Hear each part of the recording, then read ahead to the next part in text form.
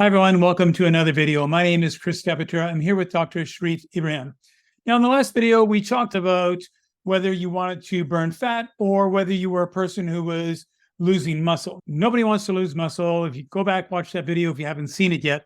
What we want to do is we want to be burning fat. So today we want to focus on how fat actually burns.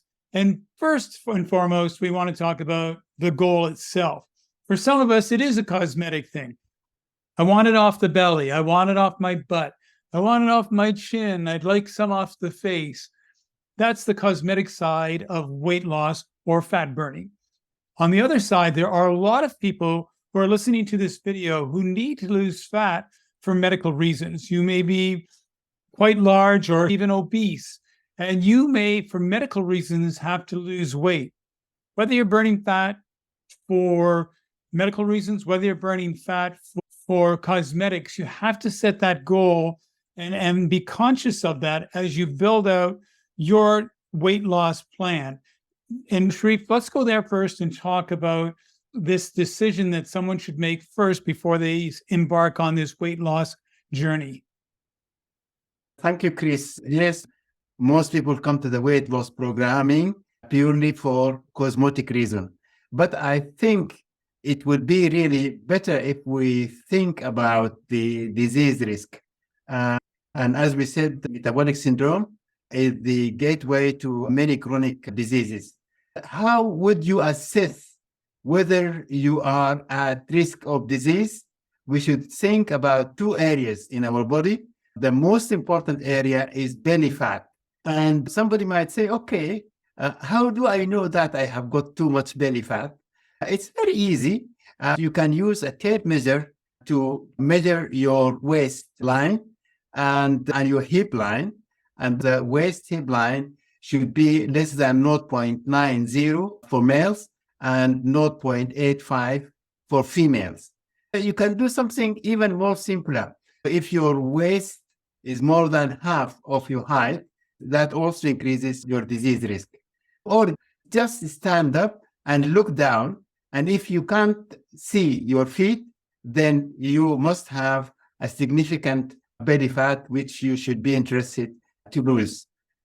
Another area of your body to examine for weight loss is to look at your neck. Some people might have a double chin, or they might have accumulation of fat deeper into their neck muscles. Measuring your neck size is going to be like a surrogate way to assess your belly fat.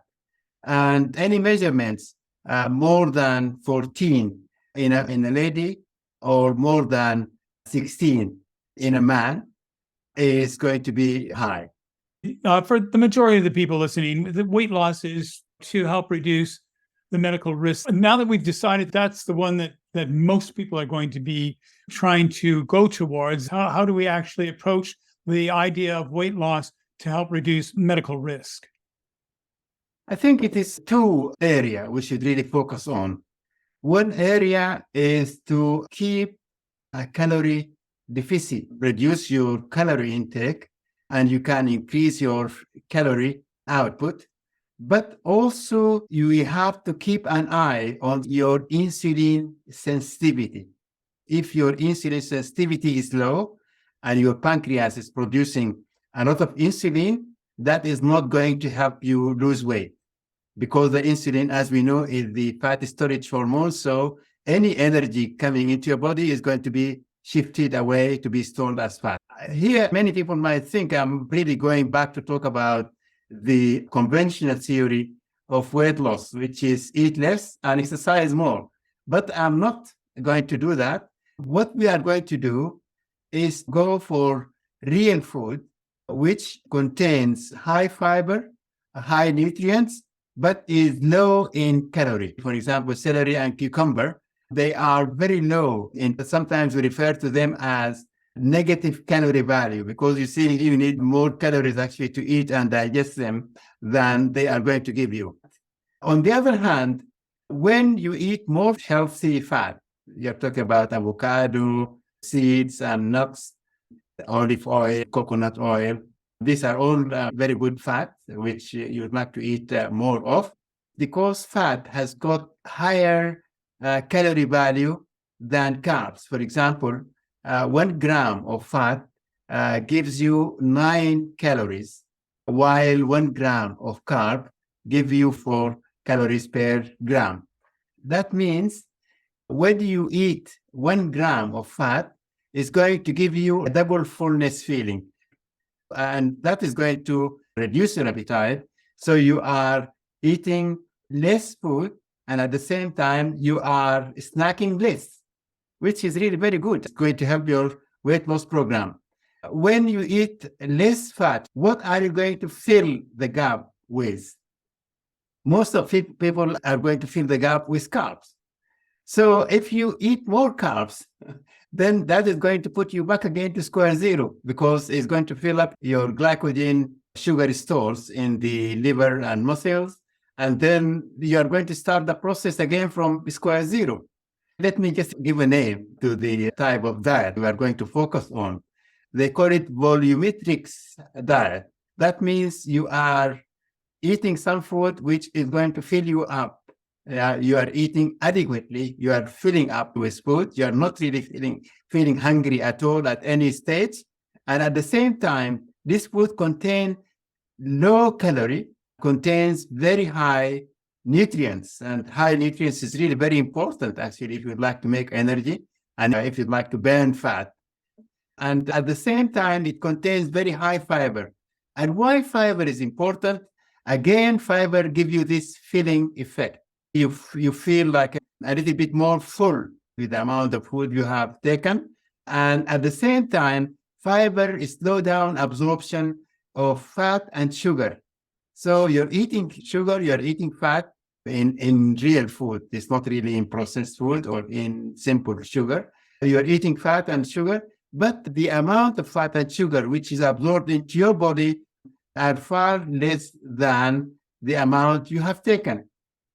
The other issue, which is really very important here, is that fiber, particularly the soluble fiber. Actually, fiber are two types. The insoluble fiber, which is going to help the food to pass smoothly and fast through your gut, and that is going to make you regular. But the insoluble fiber has got really another very important, big, really function. The soluble fiber, you are not going to digest them. It will go tapped into the colon, where the big population of microbiome, the live bacteria, and are there. And your microbiome is going to take these fiber, chew them or eat them, and convert them into what is known as short-chain fatty acids. The most important of these fatty acids is called butyrates. And butyrates is really very healthy oil, which is going to improve the health of your gut and most of your body, even your brain actually is going to benefit from the amount of butyrates your bacteria are going to produce. On the other hand, butyrates increase your insulin sensitivity as well, which is another reason why you'd like to eat more fiber. Wait, Sharif, so that's the diet side of things. Now, the other side of this, and everybody knows you can't do one without the other, but there has to be some sort of movement. Sharif, that's the food side of it. We understand that the right food now coming in, the healthy food, the fats, and the fiber, that's all part of it. But if we sit on the couch, it's going to take forever for this to happen. You want to get out of that medical risk as fast as you can. So getting out of medical risk means getting up off the couch. Maybe it's a walk. Maybe it's a bit of exercise. Let's talk about those different levels and how they affect the body's metabolism to help people expedite the weight loss process. That's the very important part of the weight loss program, because I cannot really imagine any weight loss to take place without an exercise program associated with it. Everybody should really build like a foundation of exercise initially, and then build on this foundation.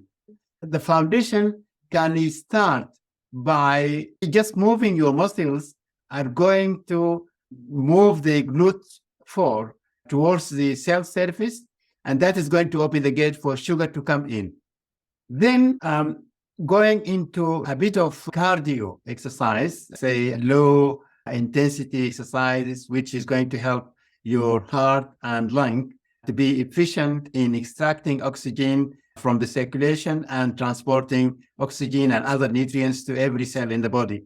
You should think about how much calorie are you going to burn with this type of exercise, rather than thinking about how much fat or sugar you are going to burn. Because initially you'll be burning more fat than sugar. And when you reach a very high level of exercise, then you'll be burning sugar more than fat.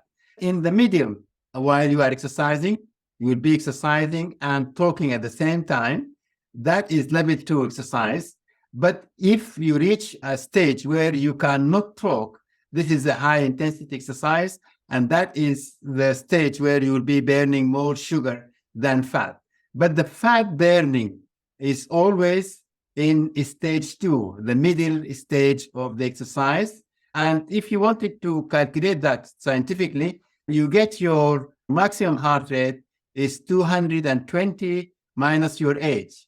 So for example, if you are 50, then your maximum heart rate is going to be 170. And you need to exercise at 50% of your maximum heart rate for the fat burning zone.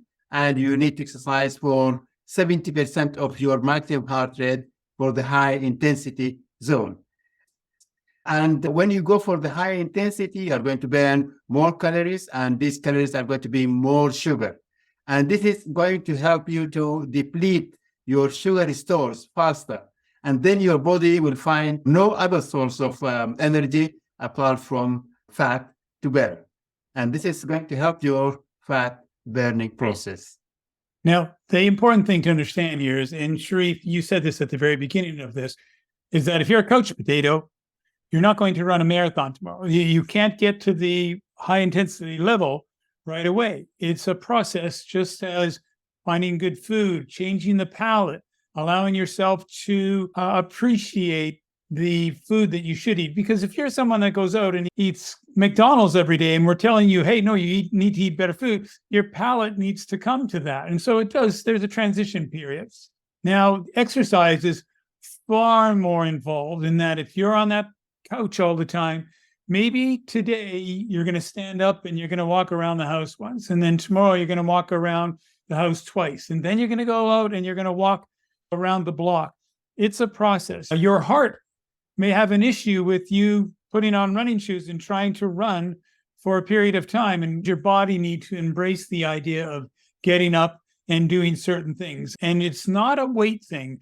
I've been to the gym many times where there are people who are quite obese who are doing this high intensity workout, but they've graduated. They've got to this point where their body just needs to burn more fat now, but the muscles and the heart and the lungs, they have capacity at that point. So give yourself some time, work yourself up through the process of, as Sharif said, it's just a walk, and then it'll increase. And you will all the way along be burning fat, but you'll just burn more when you're at that higher level. But give yourself some time to grow and be able to experience that. Any final thoughts, Sharif, on this? I think the very important thing, you have to do this weight loss program, or your weight loss should really be very gradual. You're talking about losing about 0.5 to 1 kilo per week. I think that is going to be quite a reasonable weight loss.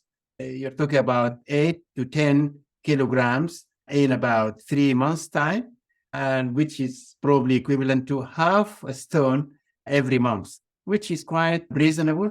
The very interesting thing I have noticed that when I gain weight on my face and neck, and my face becomes a little bit round, like a moon face.